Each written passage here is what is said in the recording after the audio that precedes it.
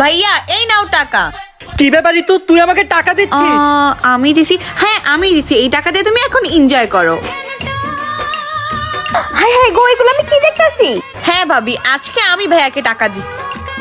বাহ, আমার বোনটা কতটা বুদ্ধিমান হয়ে গেছে। এই বুদ্ধিমান যদি আর কিছুদিন আগে হইতো তাহলে আমার লাখ লাখ টাকা বেঁচে যাইতো।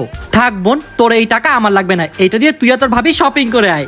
আচ্ছা সত্যি ভাইয়া, চলো ভাবি, চলো রে চলো। Bye bye. স্যার কেমন আছেন? হ্যাঁ আমি ভালো আছি। আপনি বিজনেসের টাকাটা পেয়েছিলেন? কোন টাকা? ওই যে ঋতুকে দিয়ে যে বিজনেসের টাকাটা পাঠালাম। ঋতু, জি ভাইয়া বলেন। এই টাকাটা নিয়ে রাকিব স্যারকে দিয়ে দিবা। আচ্ছা, এটা কিসের টাকা? এটা তার বিজনেসের টাকা। আচ্ছা ঠিক আছে। কি? ইয়ে, কতগুলো শপিং। ঋতু, তুই আমাকে আবারও বোকা বানিয়েছিস। ভাইয়া আমার টাকা দে। এই নাও। 500 টাকা? আমার বাকি টাকা কই? শপিং শেষ, চলো চলো ভাগি। তাড়াতাড়ি